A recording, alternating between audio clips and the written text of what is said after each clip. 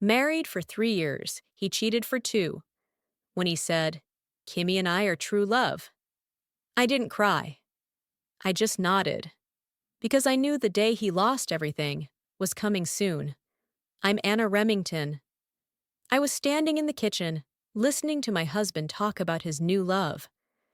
When he saw me agree to divorce, my husband, Liam Vaughn, was so moved, his fingers trembled as he rushed into the hallway to call his mistress, Kimmy Drew. I watched his flustered back, my heart calm as still water. Married 3 years, from the second year, he had sent lawyers demanding divorce over and over, endless mediations, sessions dragging on, and finally I nodded. He once pursued me fiercely, confessed countless times, proposed more than once. Now, divorce was the period at the end. He kept repeating that Kimmy was the real love of his life, begging me to let go so they could be free. Liam was packing his things, getting ready to move into a new apartment with his mistress. The phone was on speaker. Kimmy's sweet voice rang out. Why did she suddenly agree? Maybe I should apologize to her. It's all my fault, just because I love you too much. Liam was putting on his shoes, nearly slipped, catching himself on the suitcase. He glanced at me, then replied, "Don't worry, she once loved me. She'll understand." True, the Remington family doesn't need her anymore, and she has no child. $1 million from you is enough for her to live comfortably. But you should still talk nicely. Don't let her be heartbroken. I love you so much. Earning money is hard, and now you're giving $1 million just because of me. I stopped, my hand tightening on the plate of rice. $1 million. As if that was my worth. 3 years beside him. From the daughter of a wealthy, powerful family to a housewife cooking dinners he never ate, keeping silent when he mentioned their true love. With a loud crash, I turned around and dumped Liam's leftover food into the trash. Kimmy's coy tone vanished into thin air. Liam moved fast. I hadn't even finished washing the dishes when he came panting, blocking the door, already holding a property settlement agreement from his lawyer. His face urgent, he shoved the stack of papers hard against my arm. My skin, sensitive, flushed red immediately. Seeing me silent, he frowned, impatience written all over his face. "You're not changing your mind, are you? It's only been 10 minutes. Listen carefully, Anna Remington. Your family has abandoned you. $1 million is more than enough. Make way for Kimmy." Liam pressed the papers into my hand, his tone hard. "She has suffered enough because of you. Don't be greedy anymore." I turned off the faucet, the metal taps clinking, dried my hands slowly, then took the file. The kitchen went dead quiet. His voice faltered midair. I raised my head, looked straight into my husband's eyes. "I'll review the agreement. As for you, wash the dishes." He stood frozen, stunned as if slapped. "I wash dishes? I don't know how." I stayed silent. Only my gaze remained, cold and steady. For a moment, I saw his fingers shake. Then finally, he lowered himself, reluctantly rolling up the sleeves of his expensive suit. His wristwatch clinked against the sink's edge. Water roared, blending with his ragged breathing. Through the mist of steam, he muttered coldly, "Kimmy and I are true love. Stop struggling." 3 years of marriage. This was the first time Liam ever touched a dish. Everything, meals, laundry, clothes, home, was on me. Yet in his drunkenness, he once looked at me with disdain, calling me a burden, a freeloader, a useless princess used to being served. But he forgot. I really was a princess spoiled since birth. I wasn't born to scrub or cook. What I was good at was business. And for him, I gave it all up. Dreams, projects, nights spent crunching numbers, contracts that once thrilled me, now replaced by a house that never stayed clean, piles of dirty clothes, and an absent husband. He still raved about his love with Kimmy, in the same tone once promising to love me forever. On our wedding day, he swore under the lights. Now I understood. Men's words were just passing wind. The only thing worth trusting is power and money in your own hands. I picked up the pen, signed with one decisive stroke. The agreement and the cold wedding ring I placed on the shoe cabinet. I pulled the suitcase I had packed, its wheels rattling on the wooden floor. The door closed behind me, burying Liam's beautiful love story in that house. I put on the high heels I hadn't touched in 3 years. My first step echoed through the night. It's okay. I was only 23. Life was long, and from this moment, I was free. As I walked down the stairs, my suitcase dragging behind me, rattled against each wooden step. Kimmy stood there at the entrance, taking a small step back, as if afraid I might bump into her. Her cautious eyes swept over me and stopped at the suitcase. You're really leaving?" Her voice trembled, like she couldn't believe what she was seeing. I looked at her and suddenly remembered something. "Yes, the bedsheet you two used. I haven't washed it. It's out on the balcony, half a year now. Take it and wash it yourself. Keep using it." Kimmy blinked, her lips pressed tight. That bedsheet, every time Liam whispered with her through the night, they sat on it. He must have forgotten already. Otherwise, he would have thrown it away long ago. That day, the first time Liam brought Kimmy into our home. I was at the office preparing documents to meet him when the accident happened. I still remember that night, the wet road shining like a fogged mirror. Headlights flashing from oncoming cars, the pavement slick. The wheels lost control, the screech of metal, then a deafening crash. The windshield shattered, shards of glass like cold rain falling on me. Blood seeped from my arm, soaking through the white shirt, spreading like red ink. Trembling, I dialed 911, my voice broken, my heartbeat pounding like war drums. In my ear, doctors and nurses called Liam's name again and again. 10 calls, 20 calls. The phone only rang with hollow tones, then silence. That entire day, I waited. The only one who showed up was Chloe, my best friend, who skipped work, drove across the city, and sat by my hospital bed, holding my hand. When the doctor said, "You almost died," I just nodded, because the real pain wasn't in my wounds. That whole day, Liam never showed, not until Chloe came back to get me a change of clothes. She heard a noise, rushed into the bedroom, and recorded the video. Without that video, Kimmy would never have given in, persuading Liam to throw me $1 million settlement and cast me out.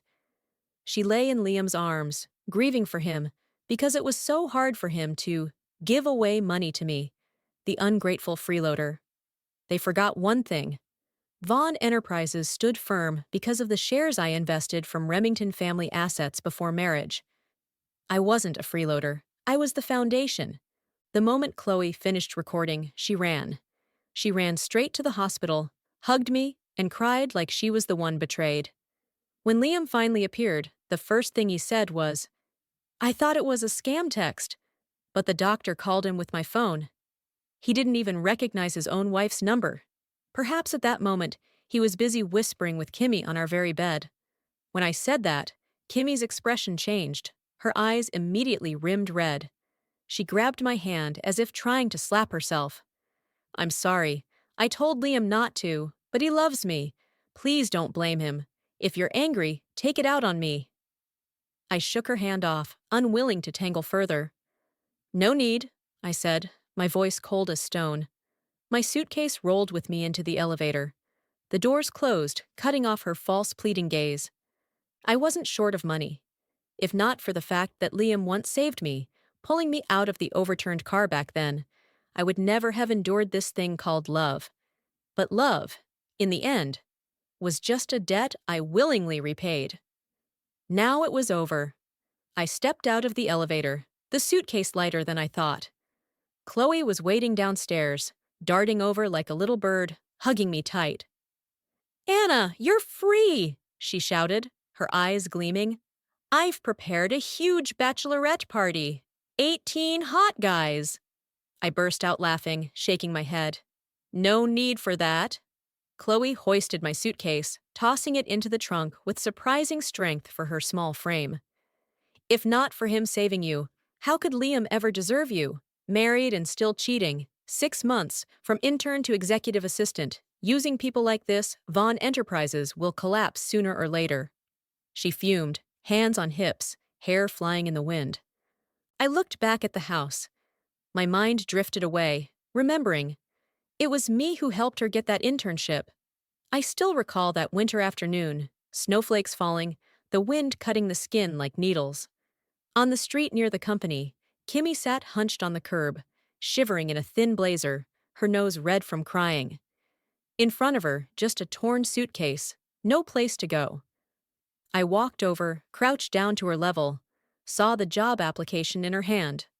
A fresh diploma, decent grades, only lacking experience. I lifted my head, called Liam, and told him to take her in as an intern. When I handed her the phone, she froze, then suddenly gripped my hand tight, her voice choked and trembling. "You're my savior. I'll repay you." Her breath puffed white in the icy air, her wet eyes looking up at me as if clinging to a lifeline. I believed. I believed that promise. And bitterly, her repayment in the end was stealing my husband. The faint scent of lilies drifted by, gentle like a reminder of what I once loved. I looked up and caught Chloe's bright smile as she pressed a pure white bouquet into my hands. I held it close, my fingers brushing against the soft petals, and my heart tightened. Liam was allergic to pollen. Ever since marrying him, I had given up the habit of keeping fresh flowers in the house. This bouquet of lilies was the first thing I received back, like reclaiming myself. Chloe beamed, her eyes sparkling. "My brother grew them himself. He asked me to bring them to you. He's abroad right now, couldn't make it back." I smiled faintly, asking out of habit. "Where?" "Africa, working for WWF, surveying wildlife. He even called me while being chased by a lion," she said, excited, turning to me. "So, what do you think, Anna?" "Isn't my brother amazing?" I stiffened, forced the corners of my mouth up, and gave a thumbs up.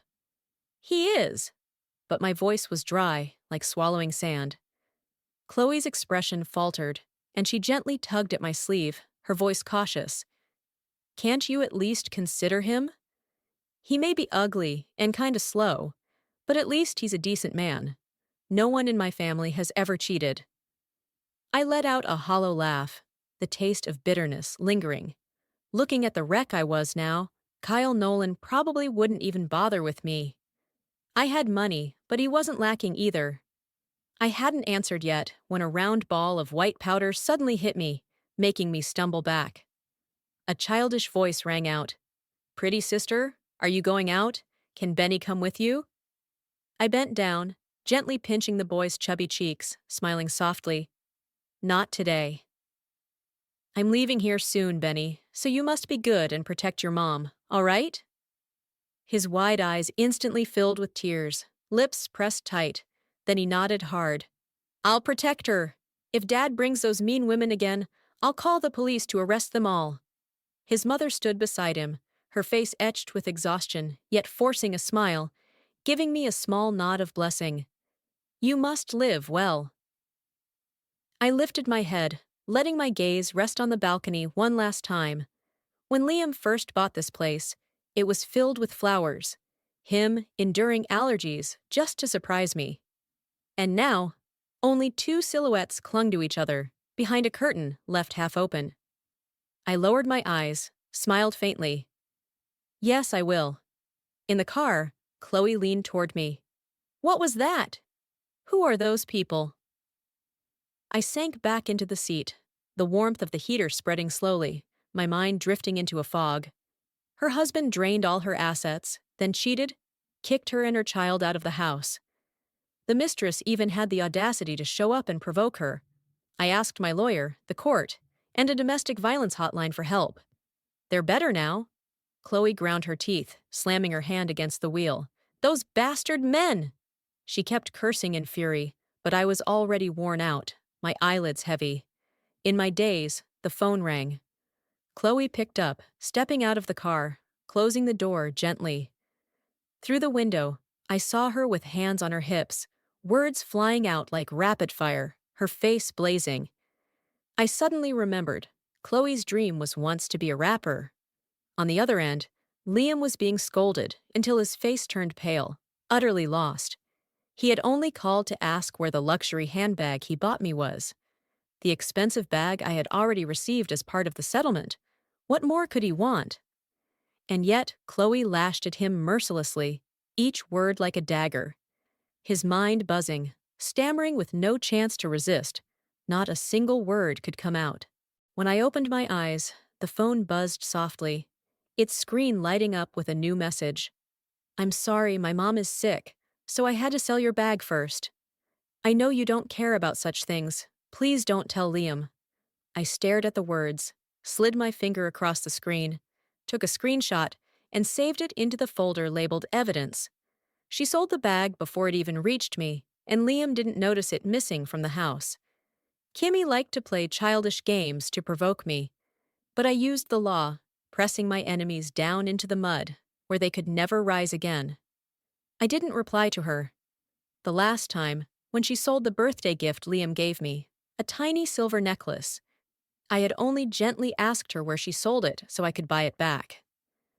Kimmy's eyes instantly turned red, tears welling as she threw herself into Liam's arms. He glared at me, his tone harsh. It's just a necklace, why make such a fuss? I'll buy you 10 more, but apologize to Kimmy right now. I stood there, shaking with anger, tears threatening to spill, watching helplessly as Liam led her away. I wasn't short of money. The necklace, the bag, they meant nothing in value, but because they were from Liam, I once treated them like treasures, attaching to them fragments of what I thought was love. Now, they were nothing more than lines on a list I kept. Necklace, sold for $500. Bag, sold for $1,200. Each item a scratch, but also a brick laid in the wall between him and me. So when Liam called again to question me, I only answered coldly, Liam! His voice came fierce. Where's the bag, Anna? That was something I bought. I cut him off, speaking slowly. You know I don't lack money. And you haven't forgotten how Vaughn Enterprises started, have you? Silence. I could almost hear his breath falter, like a flame snuffed out. Then he laughed, mocking. Kimmy and I are true love. No matter how you threaten, I won't come back. Do you still think you're a Remington heiress? Your family hasn't needed you in a long time. Kimmy's voice slipped in, soft, timed perfectly, like a stage play. Don't say that, Liam. They're just bags. I don't need them anymore. Don't fight because of me. I hung up, shaking my head. Now I understood exactly how my parents must have felt the day I told them I was marrying Liam. I really had been cut off from financial support temporarily, just as Liam once smugly said. But what he didn't know was that it was only a test from my parents to see where his heart truly lay. Liam was the one who pulled me from the accident. The Remington family gave him a large sum of money as thanks for saving my life. He refused it, but he clung to that favor, wrapping himself around me like a vine around a tree. My parents never liked him, because the difference in class between us was too great. At first, I didn't like him much either. Liam wasn't capable. He offered nothing but empty promises. But during that accident, when flames devoured the car, he, covered in blood, pushed me out while he fell back, hovering at the edge of death. Anna, if I live, will you stay by my side? He whispered, his hand gripping mine. In that life or death moment, I nodded, moved. Because of that mistake, my parents cut off my financial support, and I was pushed out of high society gatherings. I never imagined that after marriage, I would lose everything. Liam controlled every bank account, every social media password, stripping away each piece of the independence I once took pride in. I, and Anna Remington Sharp in a suit, used to standing tall in boardrooms, suddenly became someone clinging desperately to what he called love. 2 years tangled between Liam and Kimmy. I struggled in pain, then despair, and finally numbness. Divorce was like a cold blade cutting him out of my life, every strike soaked in blood. But when I stepped out of that house, I lifted my head, stood tall. I was no one's shadow anymore. I was Anna Remington again. When I returned to my family home, the door opened. The smell of morning coffee drifted through the air. My mother, eyes brimming with tears, rushed to hold my hands. Beside her, my father remained calm, steady as bronze. They still radiated strength, as though time had never touched them. And I realized, in those 3 years, the only one who had fallen, who had struggled, was me. I smiled, my voice soft as a whisper. I'm home. My mother pressed her warm hand over mine, gentle. Consider it a lesson. Welcome back. My father took a sip of coffee, slowly set the cup down, his voice even. Your old position at the company has always been waiting. Start again tomorrow. No problem, right? I nodded, steady. No problem, father. I knew Liam had gone mad lately, desperate to reconnect with the Remingtons. Back then, my parents had hoped he truly loved me, so they deliberately cut off financial support for a while to see where his heart lay. They gave him a small company, considered marital property. If not for that decision, maybe he would have hidden Kimmy well, instead of openly walking hand in hand with her right in front of me. But because of it, I was freed. For 3 years, that company never grew. When I offered suggestions, he immediately frowned, saying I knew nothing. Everyone in the company says I'm right, he snapped. And I, the only one, dared to say he was wrong. Only later did I realize that everyone was Kimmy. The housekeeper opened the room door, bowing. We clean it every day, miss. You can rest right away. I stepped into my room. The walk-in closet lit up, soft light spilling over rows of clothes, shoes, bags, jewelry. All the latest collections, glittering like a promise of a new beginning. I ran my hand along a silk dress, smooth and pristine. I remembered the closet in Liam's apartment, filled only with outdated dresses I had carried from our wedding, worn and fading like the marriage itself. I closed my eyes, clutched the silk fabric tighter. That feeling was as if I had just touched myself again. The moment I returned to the company, I was already drowning in piles of reports. By noon, my phone buzzed with a new message. I still want to apologize to you. Anna, can I see you just once? If not, I'll come to the company. Kimmy. I rubbed my temples, the spot between my brows throbbing. Fine, I'd go. Like watching a cheap play. Today I wore black high heels, paired with a blazer and tailored trousers, exuding presence. When Kimmy saw me, she froze for a moment, clearly surprised. After all, every time she met me before, I had a bare face, long dresses, and white sneakers. All of it prepared by Liam. I locked my gaze straight into hers, making her uneasy, her hand flying to her face, her voice trembling. What? Do I have something on my face? I raised a brow, tilted my head, and smiled faintly. Weren't you the one asking to apologize? Her eyes rimmed red, tears threatening to fall, yet her left hand carefully swept a strand of hair aside to flaunt a sparkling diamond ring on her middle finger. Bigger than the wedding ring Liam once gave me. In her mind, she must have been gloating, like a child hugging a stolen toy, thinking she had won. It's all my fault, Kimmy sobbed. I didn't mean to seduce Liam. But her eyes gleamed, waiting for me to crumble. She set a limited edition bag on the table, slipped off the ring, dropped it into the bag, her voice sugary. Even this Liam insisted on buying. I don't deserve it, only you do. Liam appeared at the doorway, his suit disheveled, his eyes lighting up when he saw me. Anna! His voice broke, as if startled by the version of me he hadn't seen in so long. Kimmy panicked, tears spilling down her cheeks, quickly grabbing Liam's hand, her tear-stained face tilted up. Liam, why are you here? She pushed the bag toward me, like tossing back a toy she no longer wanted. I don't need his money, I only want Liam. Please forgive us. In her mind, she must have thought Liam would flare up, scold me, mock me as before. But he just stood there, his eyes wavering, fixed only on me. I stood up, tossed the bag back to Kimmy. She clutched it fast, as if afraid to drop a treasure, her eyes flashing with both regret and smugness. I sneered, picked up my own bag, and walked out. Liam grabbed my wrist, stammering, "You haven't apologized to Kimmy." Around us, a few curious employees lingered, whispering. I shook his hand off, my voice sharp as a blade. Apologize for what? Liam straightened, feigning righteousness. The bag. The diamond ring I bought her. Wasn't it because you were jealous? We're divorced. What right do you have to bully her? I lifted my wrist, the custom-designed watch glittering under the light. One of a kind. $1.7 million. I once gave you one just like it, remember? Liam's face drained of color. The million he compensated me didn't even equal the price of that watch. These little trinkets worth a few tens of thousands don't interest me.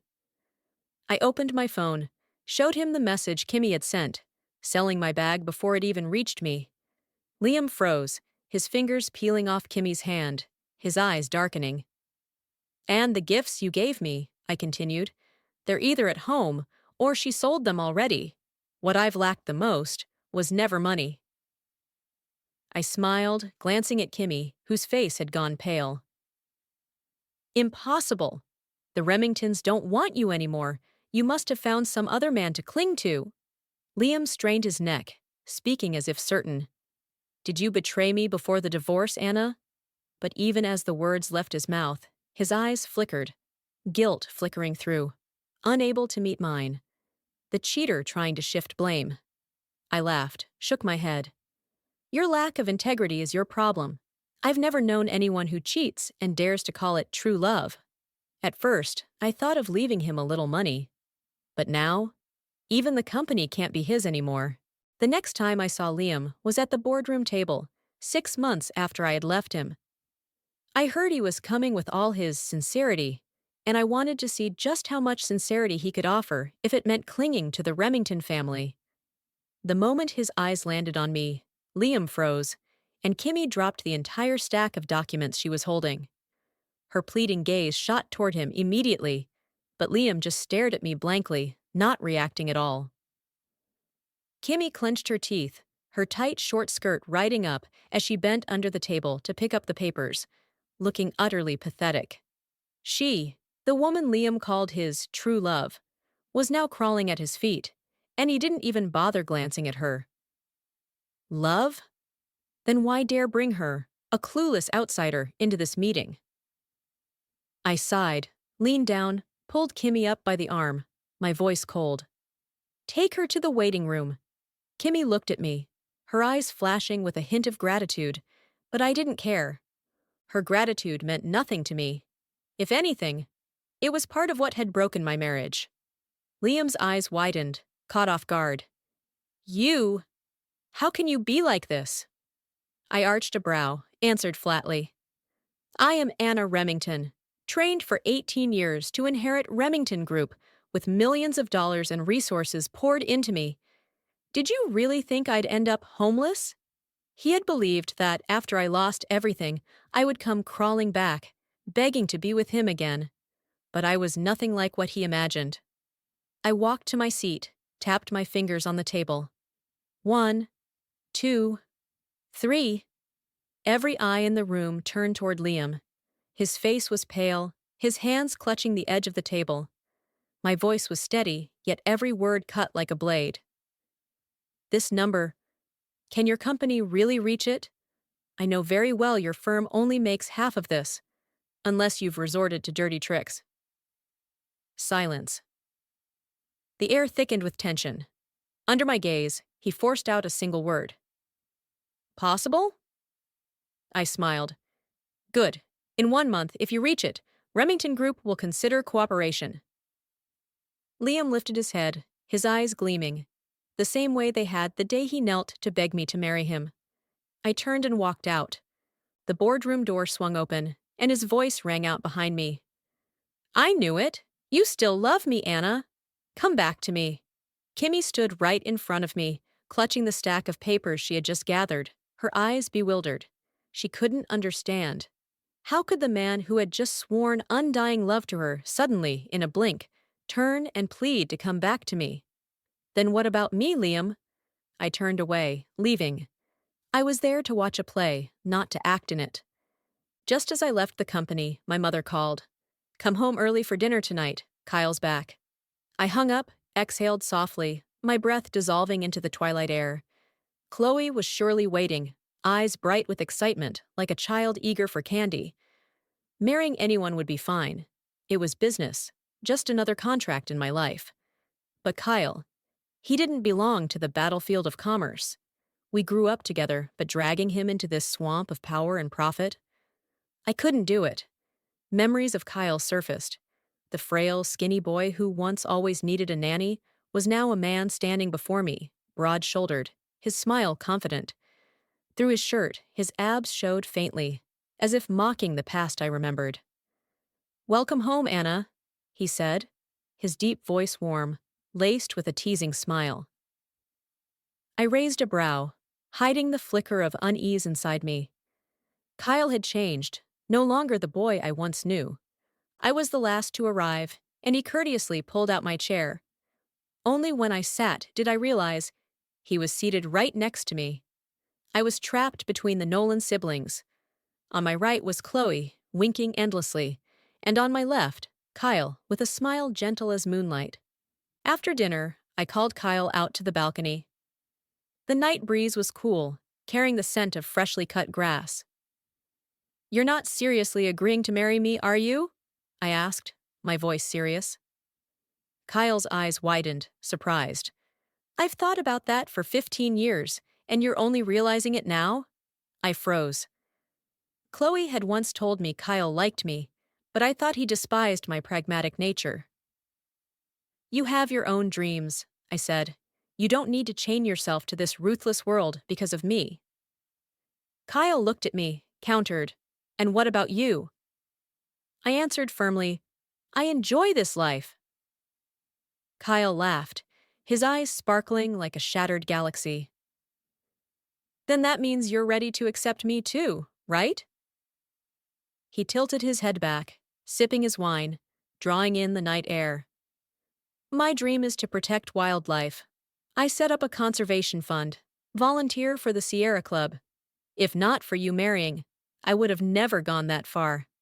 Last time, I nearly became a lion's dinner. At that moment, I only thought, I have to come back to you, no matter in what role. His hair danced in the wind, his eyes curved like a crescent moon. I stared, my heart aching faintly. Liam had once captured me with his handsome face, but Kyle? He was more beautiful and truer. Kyle chuckled, his large hand ruffling my hair gently. You really are? He covered my eyes with his palm, his voice low. Don't look at me like that, or I'll lose control. Then he spoke, like a whisper, like a line rehearsed 1,000 times. Marry me, Anna. His hand burned warm against my eyes. I admit it. I'm shallow for appearances. And Kyle unsettled me. I don't know why, but I nodded slightly. He froze, his breath catching, as if he couldn't believe I had just agreed. As for Liam, in order to meet his sales targets, he went back to look for his old partners. All of them were problematic, the kind who could easily be tied to fraud, the very people I had once stopped him from working with. Back then, I stayed up for months on end, gathering data, arranging figures, pleading until my voice went hoarse just to convince Liam to pull out his investments. Now, he was throwing himself back at them like a moth to a flame. Anna, should we warn Vaughn Enterprises? My assistant asked hesitantly. In her eyes, Liam still had value. In mine, he was nothing but a pawn, spinning on the chessboard I had already set. I handed her the stack of signed documents, speaking lightly. If he can't even manage this little, then there's no need to consider him anymore. Sure enough, a month later, Vaughn Enterprises was taken over in a bankruptcy auction. And the one who struck the final blow, none other than the partner Liam once trusted most. I had just left the office, on my way to try on a wedding dress with Kyle, when Liam appeared at the gate. He clung to the car door, his shirt wrinkled, hair a mess, dark circles under his eyes, like spreading ink stains. Kimmy must have thrown him out like this, shaming them both. "Anna, please, save our company." His voice was choked, miserable.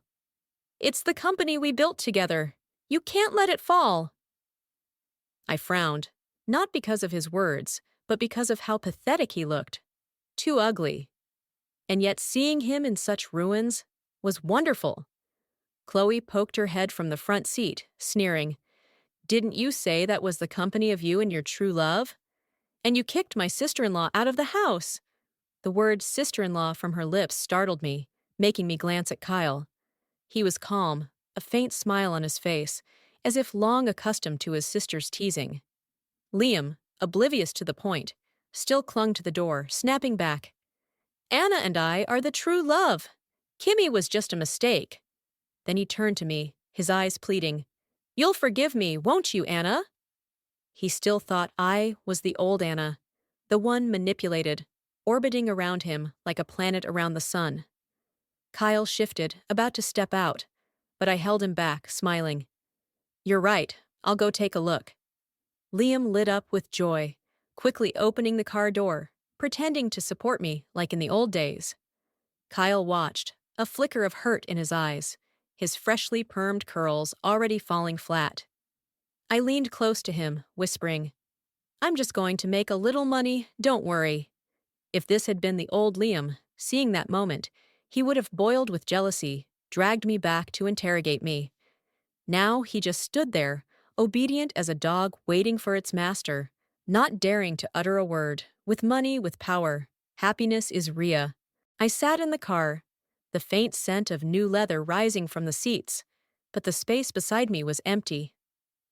I frowned, asking bluntly, "Where's Kimmy?" Liam snorted, his voice sharp and bitter. "She only knows how to cause trouble." Useless. If she had any ability, I wouldn't be in this mess. I laughed inside.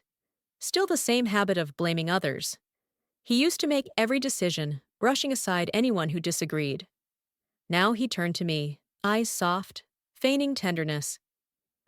"At least I have you, Anna. After this, we'll be together again. Kimmy was just a mistake. You know she seduced me." I tilted my head, gave a faint smile, opened my phone, and pressed record. Seconds later, the voicemail was sent straight to Kimmy. I loved watching plays, especially when the script was written by the actors themselves. My phone buzzed. A message from Kimmy appeared. "Anna, don't interfere between us." Liam would never say that. This morning, he told me meeting me was the happiest thing in his life. I stared at the screen. Meanwhile, Liam kept rambling on. Kimmy couldn't cook, couldn't clean, only knew how to spend money. When we went to meet his partners, Liam wanted to go in with me, but they refused to see him. "Anna, thank you for coming," he said, his eyes flashing with confusion and regret. "If they demand too much, just forget it. Let the company collapse. It's up to you." If I hadn't seen his true nature before, I might have believed him. I smiled lightly, shook my head. "That's enough. Go home." I don't enjoy this game.